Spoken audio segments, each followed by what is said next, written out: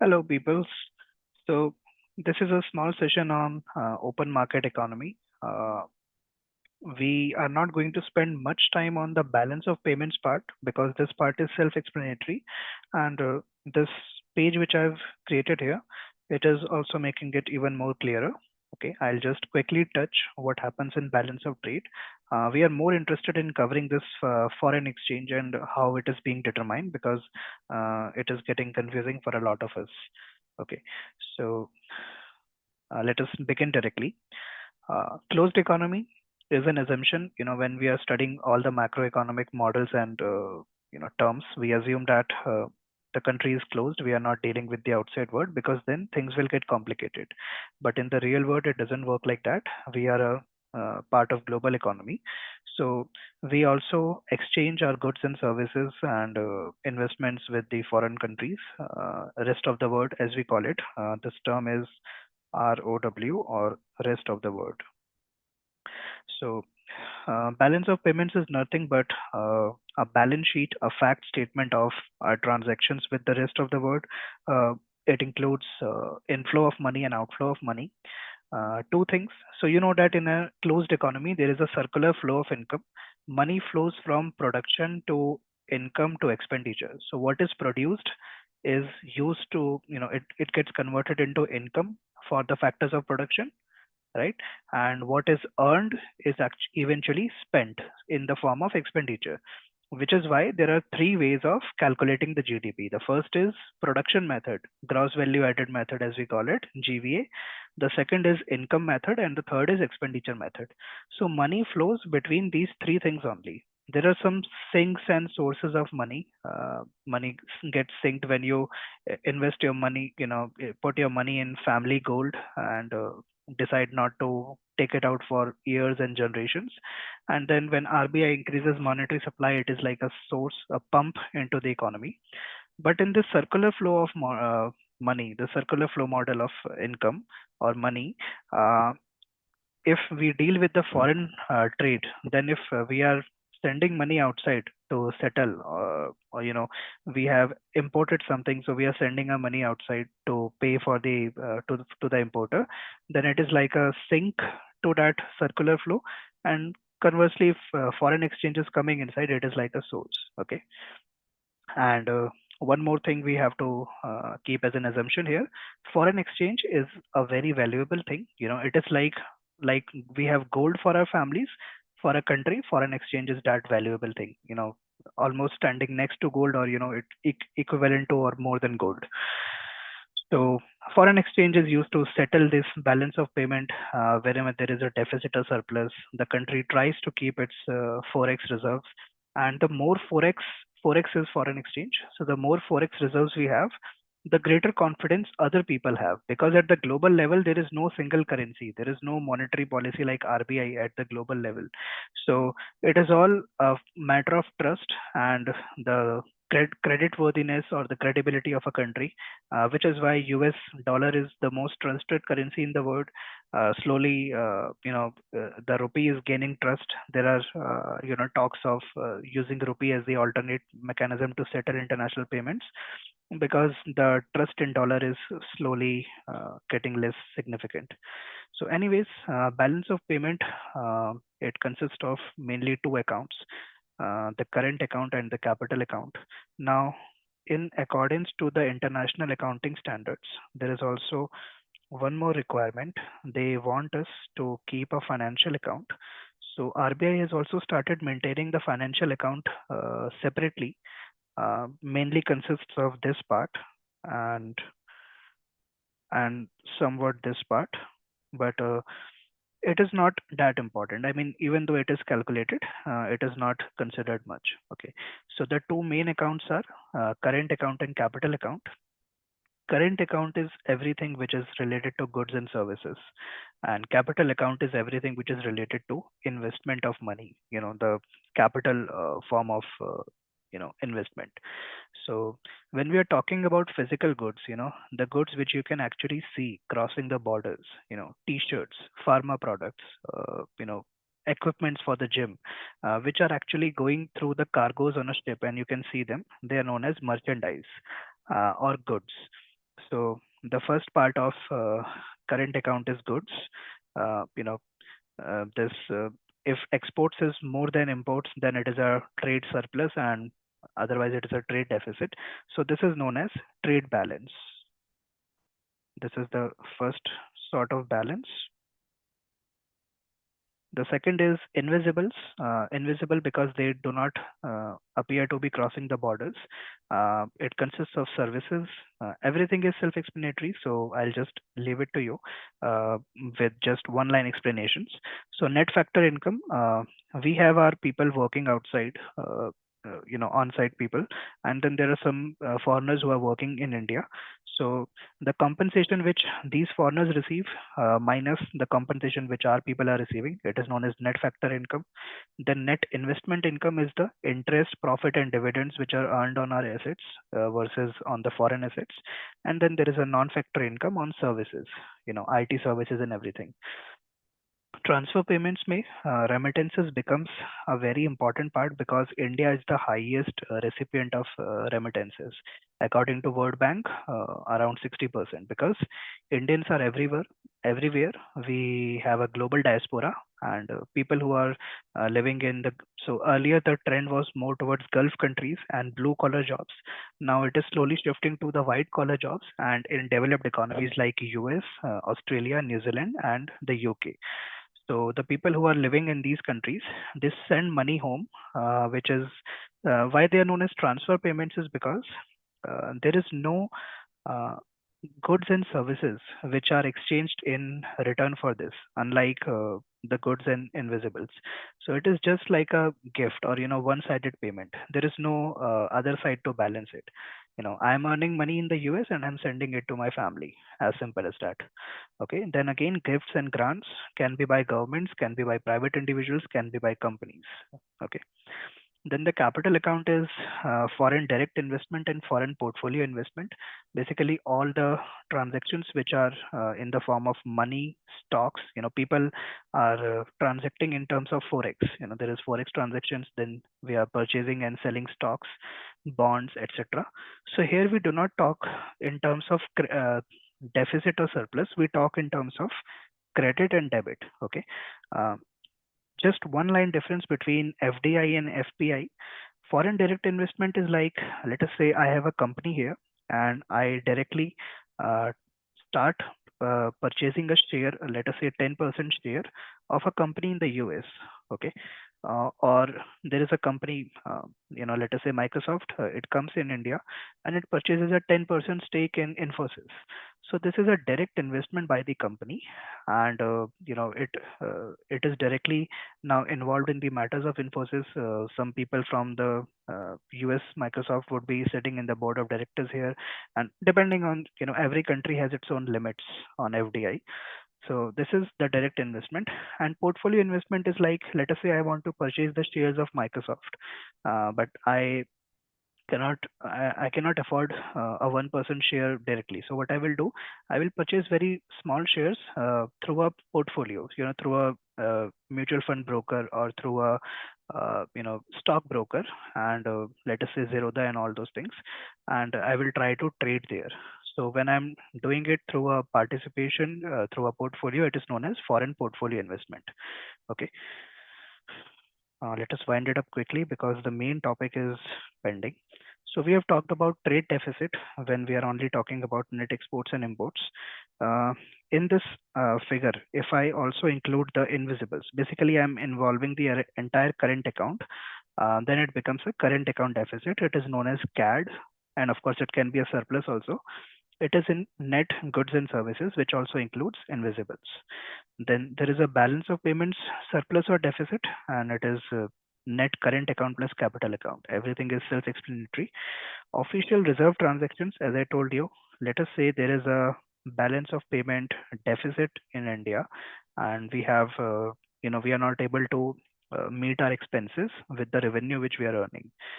In this kind of deficit, we will have to finance it using our forex reserve. So what RBI will do, let us say there is a deficit of $100 million, then RBI will have to pledge $100 million of foreign exchange to the settling country to settle this.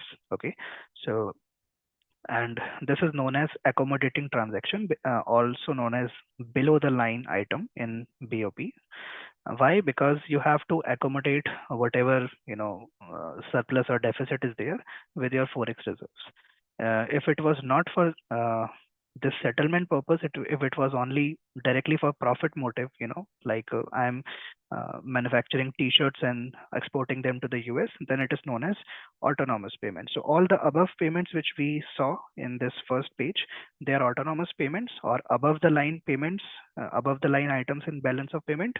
And if I'm this is something which RBI and monetary authorities do to settle. And then errors and omissions are always there. We don't calculate things properly, then there is a mistake later. Okay.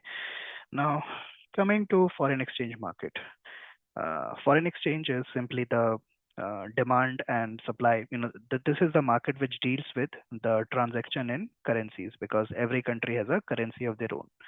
Now, how does foreign exchange, happen?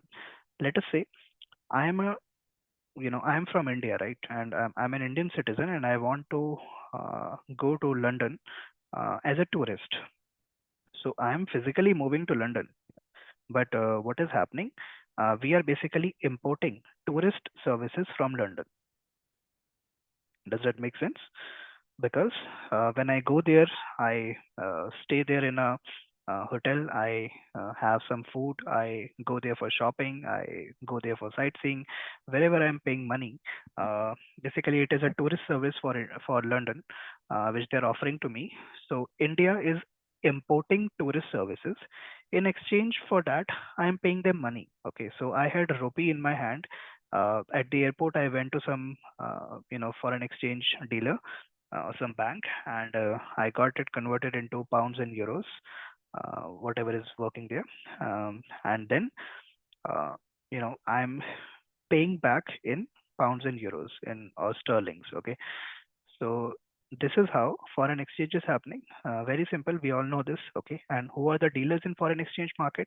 Commercial banks, forex brokers, other authorized dealers, and of course the monetary authorities, RBI, Federal Reserve of the US, and all such authorities. They are the biggest, uh, you know, players in the forex market. Now, some important terminologies. From here, things get interesting and they also get slightly complicated, but I'll try to simplify it. Uh, when we are talking about, in the above example, we are assuming that there are only two services, London and India. I'm not involving any third country. This is a bilateral discussion of foreign exchange.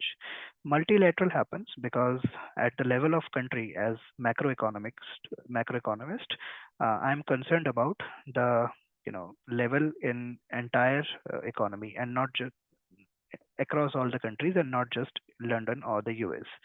Okay, so we will first discuss the concepts in bilateral scenario, and then we will extend them to multilateral. Okay, that's how we do. We create a simple model. So in bilateral, we have two kinds of exchange rates. Okay, the first is nominal and the second is real.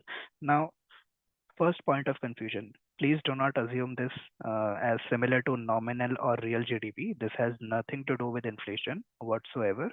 Okay, this is not a nominal exchange rate or real exchange rate with respect to inflation. This is with respect to uh, the physical money, the currency, or the purchasing power of that money. Okay, so when we say nominal exchange rate, we are talking about the exchange rate with respect to money or currency. Okay, you go to a bank, you tell them, hey, I'm going to the US, take this 500 rupees from me and give me the equivalent of dollars.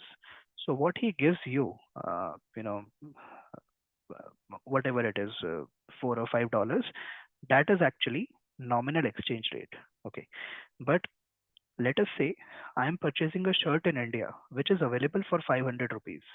Is it really available for, and let us say the nominal exchange rate is 60 rupees. So, which means that 500 rupees, how much dollar it can purchase? That would be 500 by 60. Let us assume it to be 50, so that it is 10 multiple of 10. So real exchange rate is if I'm able to purchase this shirt in India for 500 rupees, am I really able to purchase it in the US for $10? Or is it more than that? Or is it less than that? So that is actually the purchasing power of my money.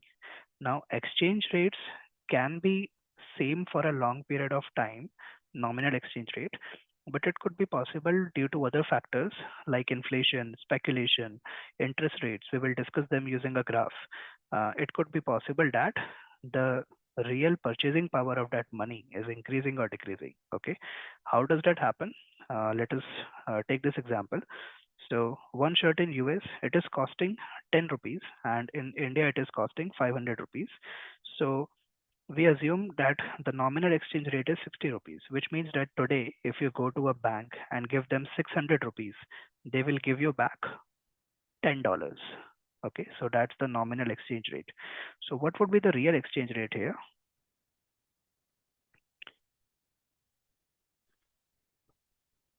The formula is basically nominal exchange rate. We abbreviate is at E, small e. Okay, so this would be this small e, which is 60 into price in foreign currency upon price in domestic currency. So in foreign currency, it is $10. Okay, and in domestic currency, it is 500 rupees. And the unit for this is 60 rupees per dollar, right? Rupees 60 per dollar. Okay, so it eventually cancels out. Now this would come out to be 6 upon 5 or 1.2. So this is the real exchange rate, whereas the nominal exchange rate was 60. Now what does this denote? 1.2 is basically 20%. I can also call it 20%. It means that if something is available in India for 100 rupees, to purchase the same amount of, let us say, a very high quality pen in India is available for 100 rupees. To purchase the same amount of pen in India, in the US, you would have to spend 20% of this. So in rupees only, sorry.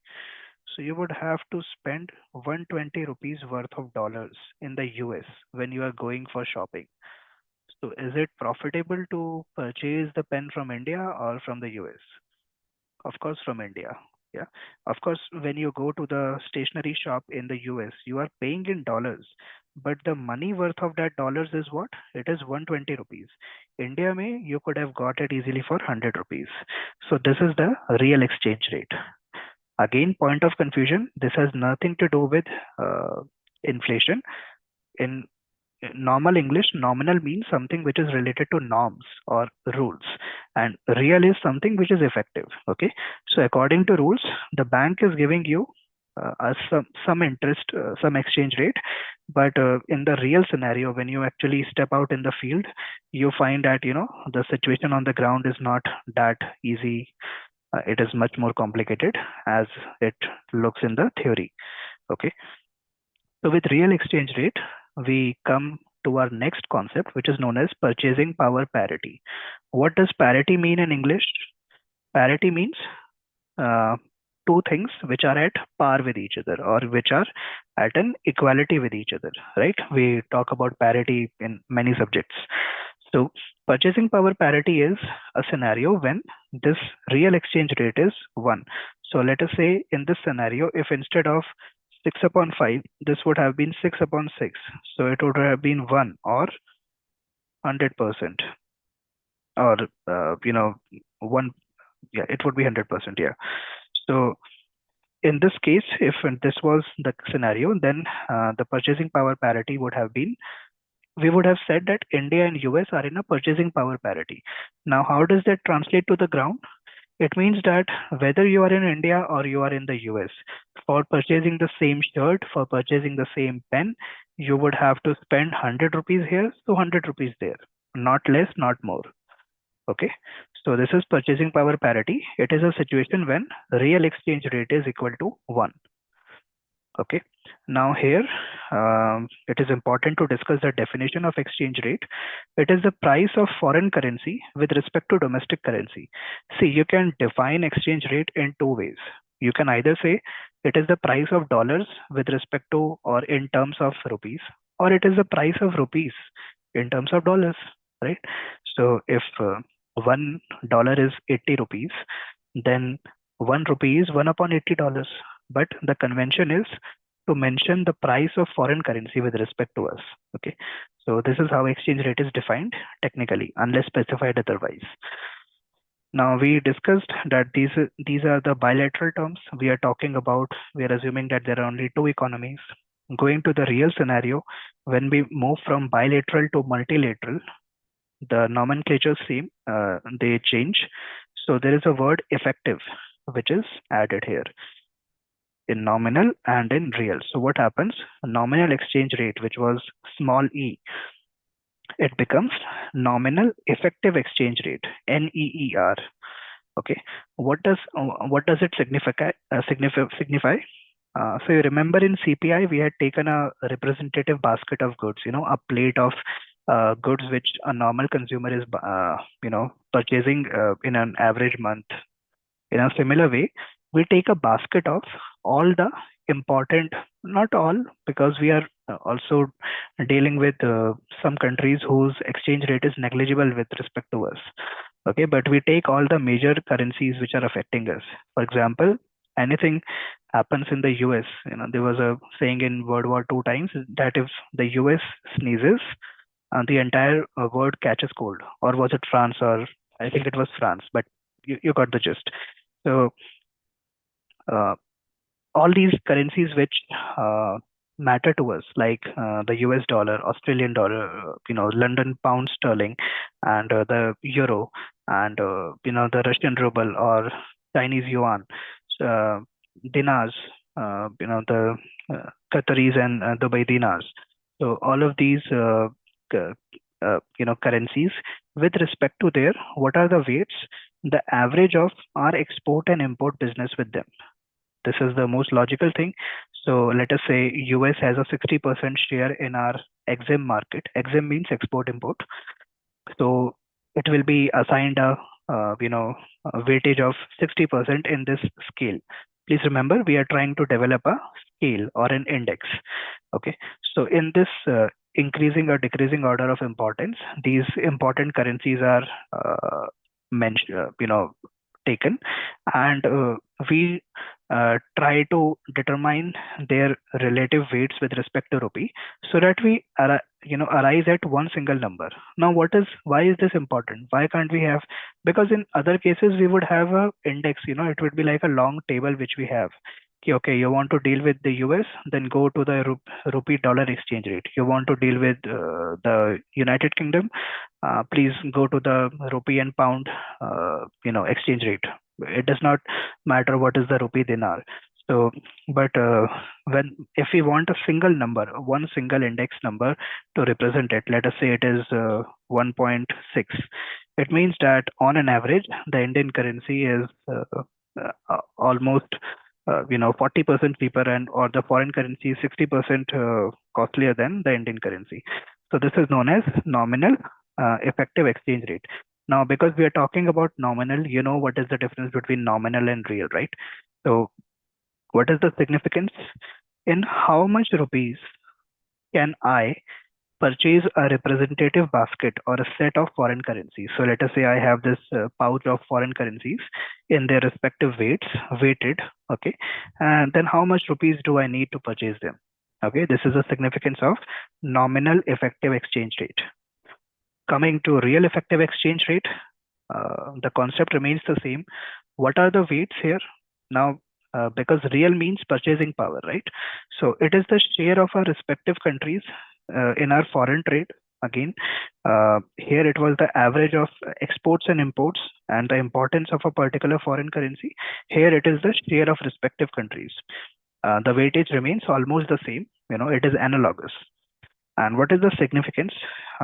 This is a weighted average of real exchange rates of all our trading partners, and this is not just a representative basket. In this case, we are taking all the trading partners, okay, all our trading partners here, okay. So this was about bilateral and multilateral exchange rates. What was exchange rate? Next topic here is the determination of how is this exchange rate determined. So in the earlier times, after World War II, there was the Bretton Woods institutions, IMF and World Bank. So, and there were only two major powers, the US and the USSR. USSR was communist, so majorly countries did not consider it for dealing or trading. So it was only the US, and the US was much more, because of its capitalist nature, it was much more richer and prosperous.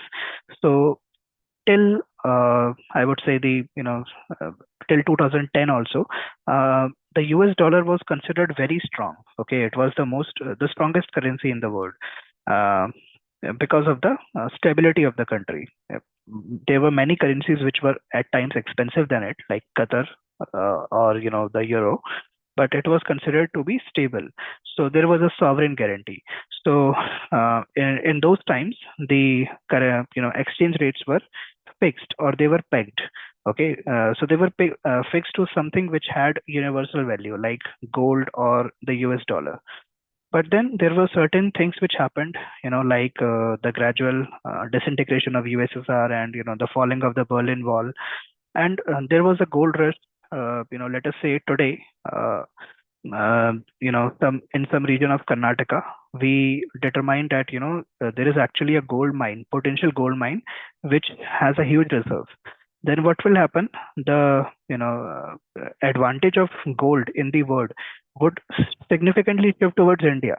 So is it actually reliable? Overnight, I can discover gold anywhere in this part of the world, and if all the currencies are pegged, and let us say gold is discovered in India, then India has now undue advantage. What if it is in Dubai, or what if it is in the US? Okay, so we realized that it is not a wise idea to peg or to fix our currencies with a particular strong currency or with gold or such items. So we let the market forces of demand and supply decide it. So hence we switch to flexible. Now this fix and peg is not relevant for our exam. You just need to understand one thing, that when we are talking about this kind of system, we talk about devaluation and revaluation of currency. And when we are talking about flexible, we talk about depreciation and appreciation of currency. So we don't talk with words like devaluation and revaluation here. Okay. Now, coming to the most interesting part, the flexible exchange rate, how is it determined? Okay. Uh, for simplicity's sake, we are considering that there are only two economies in the country, the US and India. Okay. And on the x-axis, I have the amount of foreign exchange, because US is the only country, so there is no nominal or real effective exchange rate. It is only the US dollar here. Okay.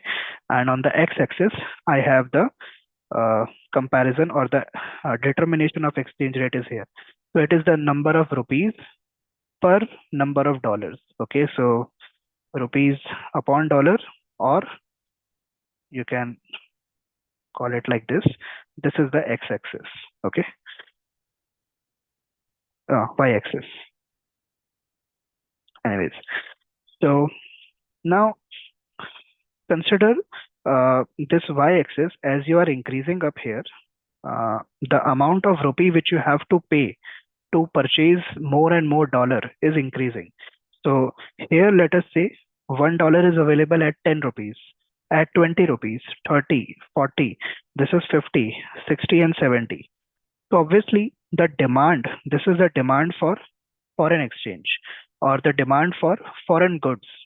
It means the same, because uh, what will happen? So if you are purchasing a T-shirt which is imported from the USA, then you are basically paying them in foreign exchange, no? You might be paying in rupees, but eventually it would be converted to dollars and sent to the exporter there. So this demand curve obviously would be downward sloping. Why? Because it is becoming more and more expensive for me to uh, purchase the foreign currency. And what about the supply curve?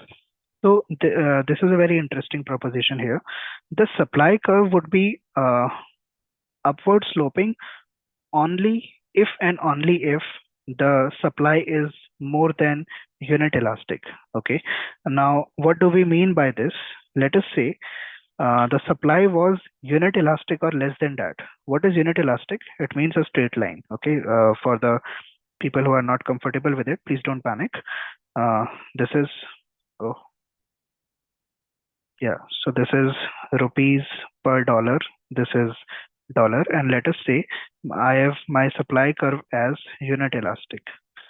Okay, which means the supply of a t-shirt which is coming from the US, it remains the same irrespective of how much I'm spending. So if I'm spending the 10 rupees, the supply is, let us say, at five t-shirts in a month, then it stays at five.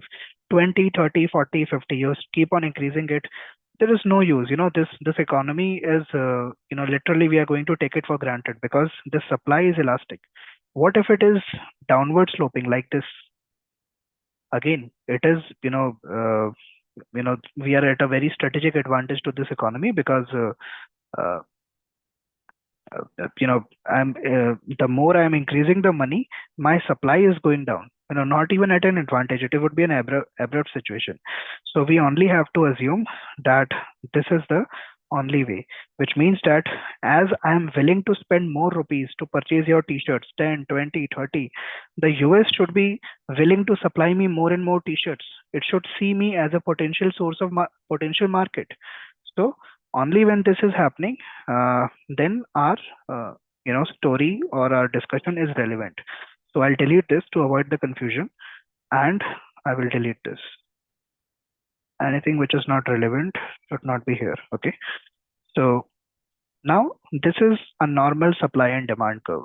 Something which we are very convenient since microeconomic days. The demand is downward sloping and supply is upward sloping only in case of more than being unit elastic. So in this case, the exchange rate is going to move to clear the market. This term was also used in microeconomics. What does clear the market means? It simply means to reach the equilibrium. Okay. So basically it means that in normal times, the market forces of supply and demand will adjust each other to determine an equilibrium exchange rate, which is E, I would say E asterisk or E star. Okay. So this is my exchange rate. Simple thing. This is how exchange rate is being determined. Now, what are the factors on which this exchange rate depends? We will see different scenarios. Okay. First scenario, let us say the demand for foreign exchange has gone up. How does it happen? Suddenly, Indian GDP increased, people have more money in their hands, now they want to travel abroad. Or there is an increased preference for imported goods, imported cars, imported watches, something which is not being created, produced in India. So what will happen? This demand curve is shifting upwards from DD to D, D dash D dash, right? So this is an upward shift here. Now, the supply is remaining the same. We are assuming that supply is the same ही रहेगा in the because Indians have increased their production ना India का GDP increase हुआ है. We are assuming कि US का तो same ही है. If supply goes up, then nothing much. इसको भी we would increase up here, and this is all manipulation which you can do once you're comfortable with the graph. But what will happen in this case? You would see that the market is now clearing itself or settling down at a higher exchange rate. What does it this signify in terms of quantity? Earlier, $1 was I was able to afford $1 at 70 rupees. Now I'm able to afford $1 at 80 rupees. Okay. Because demand has increased, the price of dollar is also now settling at a higher rupee, which means that dollar has actually gone expensive and my rupee has become cheaper. Why cheaper? Because पैसे की कोई value रह गई है कि नहीं? Earlier I was paying 70 rupees, dude, to get $1. Now I have to pay 10 extra rupees to get the same amount of dollar. It means that the domestic currency has depreciated or the foreign currency has appreciated. Okay, please take some time, take some pause to absorb this concept. When dollar is expensive, my rupee has depreciated or dollar has appreciated. Okay, this is the first scenario. What is the second scenario? Speculation. In the short run, let us say, in the short run, there is speculation in the market. US में तो, AI is booming, and they are launching the chat GPT 4 and everything. And अभी election के बाद देखना, US में there would be a boom in the AI market. So there is a big speculation.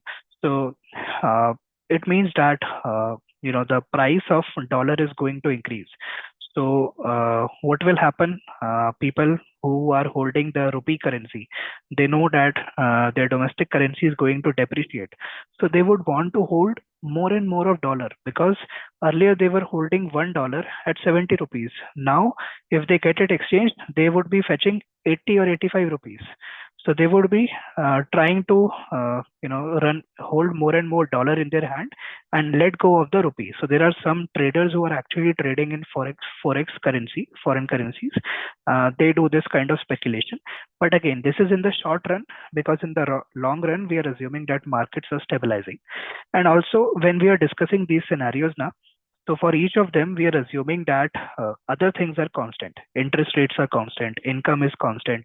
There is no Donald Trump or such president in US who is using a protectionist policy to protect its restrict the imports and promote the exports. So we are assuming everything else to be constant to do this. Now, the reason we are discussing is this is because so that you can actually, if there is a question like this in the exam, which is most likely in Ashok sir's paper, you are able to, do some graphs, draw some graphs, do some manipulation, and eventually arrive at some hit and trial. But this is accurate. But if you are not able to recall it, if the concept is clear, you would be able to derive things. Again, the differential interest rate. What will happen if US has lesser interest rate and India is giving higher interest rate? So what will happen? All the investors would try to invest in the Indian currency. And even the domestic people of India, they would not want to invest in foreign currency, because they know कि घर पे ज़्यादा interest rate मिल रहा है. There is more interest rate back home. So the amount of money which is being held in the rupee form would be actually increasing. So this would actually cause appreciation of the rupee and depreciation of the dollar. Okay. Similarly, with income, we have discussed this part. If income is increasing and the people want to spend more time abroad, but again, it depends. Let us say with increase of income, Prime Minister said, don't go to Maldives, go to Lakshadweep. It is equally beautiful. Go to Andaman. Then Indians don't want to travel abroad. What will happen? This demand curve would shift downwards. There is decreased preference for imported goods, because Patanjali says Swadeshi apnao. What will happen? Decreased demand for imported goods. So exchange rate would also come down, and domestic currency would be appreciated and dollar would be depreciated. Okay. Now, one small concept, and we all also have just 1 minute left. I think we are winding up on time. In the long run, there is a theory which is known as purchasing power parity theory. It says that in the absence of any tariffs or quotas, the exchange rates would eventually adjust to reflect the price differences between the two countries, which means that eventually purchasing power parity would become one. Purchasing power parity would be reached, real interest rate would become one, right? And of course, if there are these differences which come up, they only come up because of domestic and foreign inflation. These are the major causes. There is inflation in US, there is inflation in India, which causes this. And as a general rule, if one country has higher inflation, then its exchange rate should be depreciating.